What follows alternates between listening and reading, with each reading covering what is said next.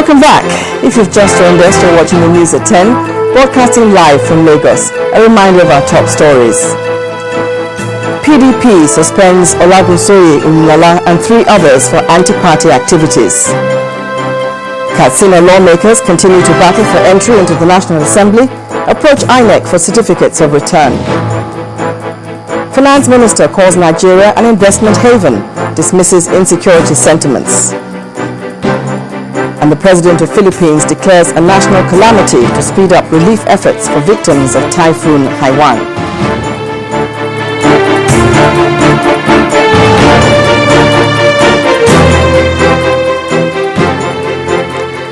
All our top stories and other programs can be found on our website, channelstv.com, and on youtube.com/channelsweb. To get us on the move, visit m.channelstv.com to view us live on your mobile device. You can also download the Channels TV app for Android, iOS, and Windows Phone from their respective stores. You can now interact with the Channels Eyewitness feature on our Android and Windows 8 platforms.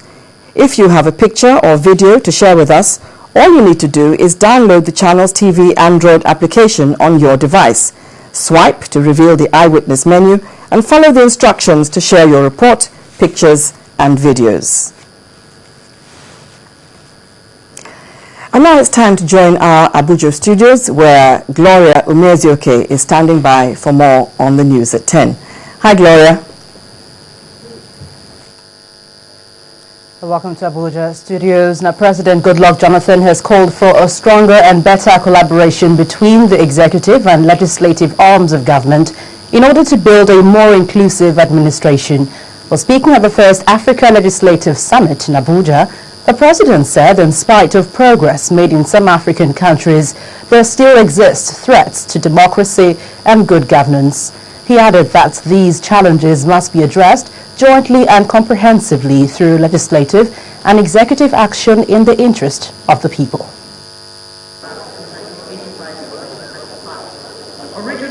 Nigerian lawmakers and their counterparts from different African countries will for 3 days exchange ideas on how to strengthen emerging democracies and the crucial role parliaments play in this task. This summit will address some of the crucial issues that relate to emerging legislatures in Africa.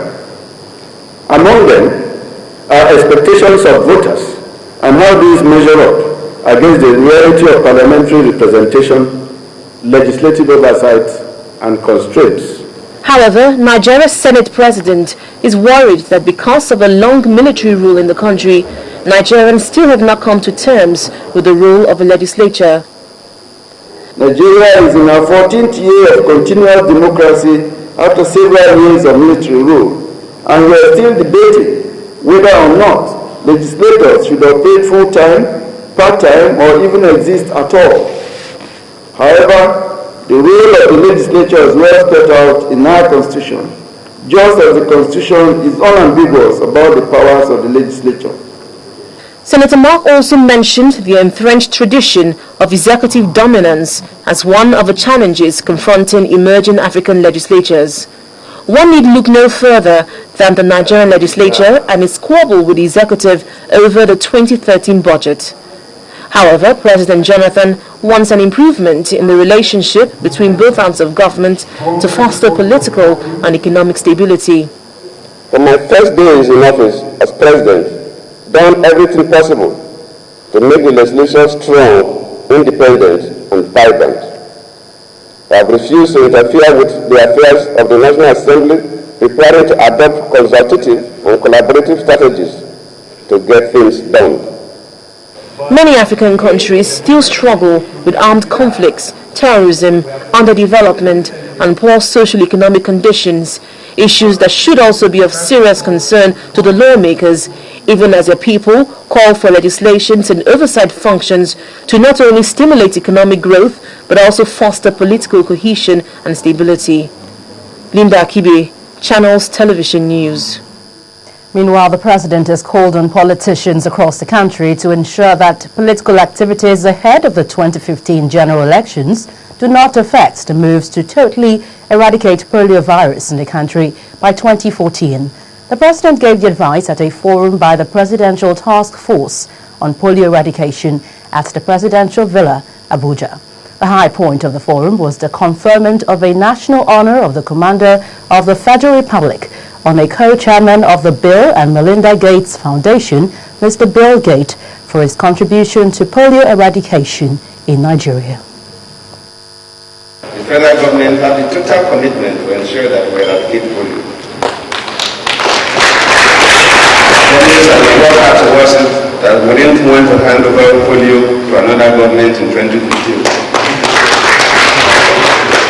The support of Bill and Melinda Gates Foundation, Aliko Dangote and the Aliko Dangote's Foundation, and others, and with the support of the state governors from India, with the local government chairman, I believe will succeed in our commitment to eradicate polio. I charge you all to be so committed, especially as the elections are coming up.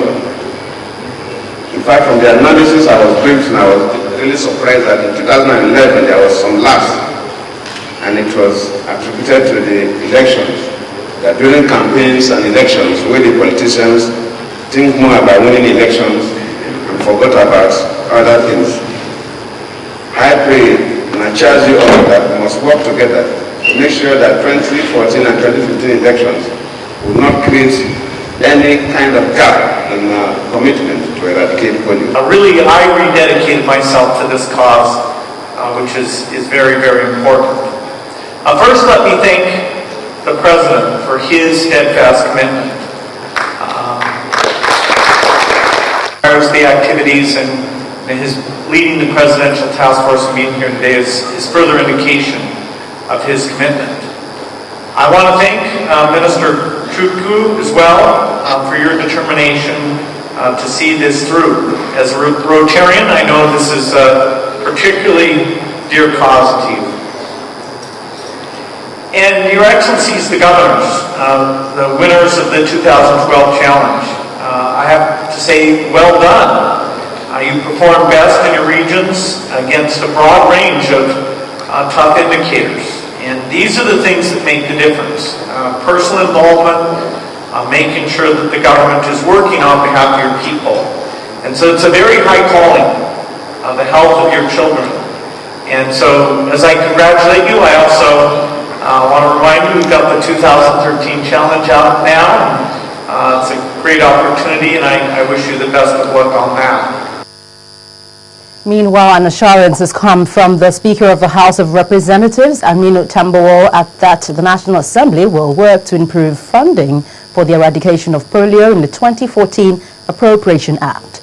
The Speaker said this when the leadership of the House of Representatives met with a delegation led by former philanthropist Bill Gates and Nigerian industrialist Aliko Dangote, who were in the National Assembly on a courtesy visit.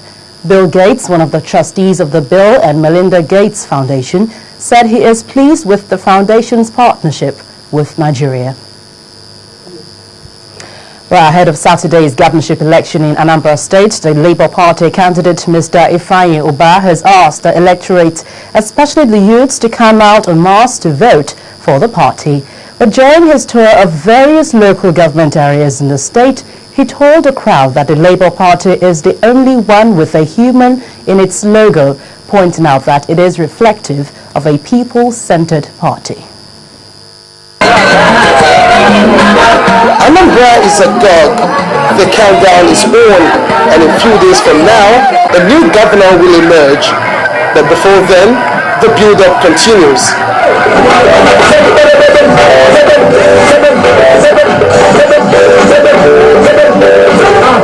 The dance, street support, the rousing welcome, the joy and more is now a regular feature of Labour Party's governorship train as they tour the state winning support.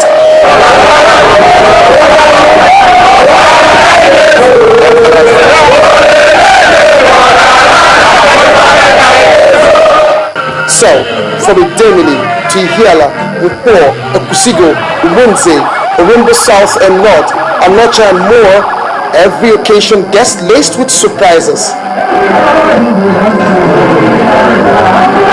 Guess who is here?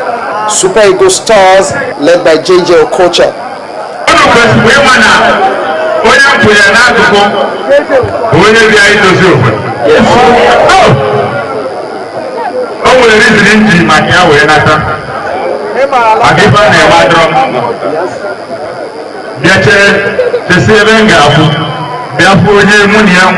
the same thing in common.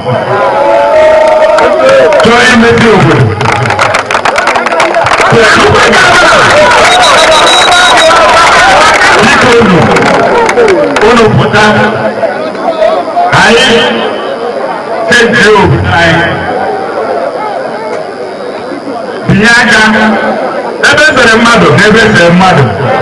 so support to all.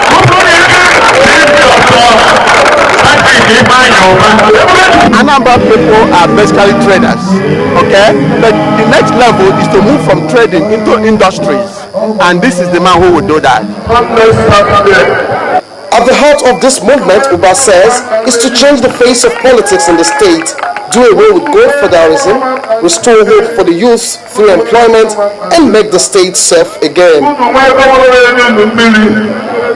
Olu Phillips, Channels Television News. And still with the elections, in a bid to secure its votes in the forthcoming Anambra State governorship election, the All Progressives Congress is mobilizing its members to serve as vote defenders at all polling units in the state. The group is known as Okocha Voters Club. The group, according to the party, was formed on the growing apprehension that the election result might be manipulated in favor of other political parties.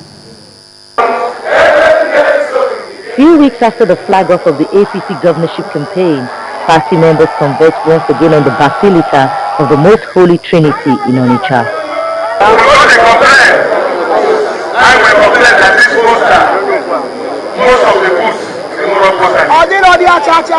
These over 1,000 members, mostly youth, have been inaugurated to serve as ward and booth commanders across the state, a strategy by the APC to ensure that their votes are protected.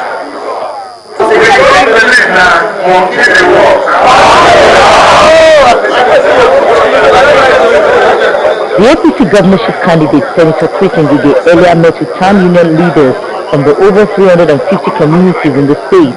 The purpose was for him to present his manifesto.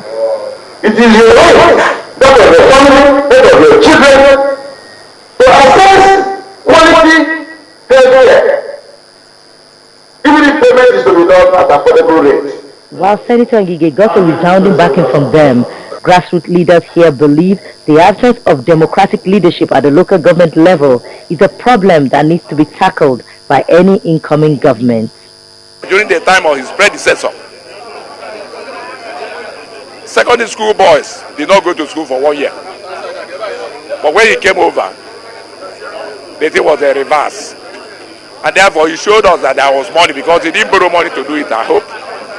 But all the same, the teachers were being paid and the school children were going back to school. Many are optimistic that his past achievements as a former governor may afford him a better chance at the poll. That's it from the nation's capital. Back to you, Bimbo. Thanks, Laura. And when the news at 10 returns, the Senate approves over 315 billion naira budget for the Niger Delta Development Commission. That's on Business News. Do join us again.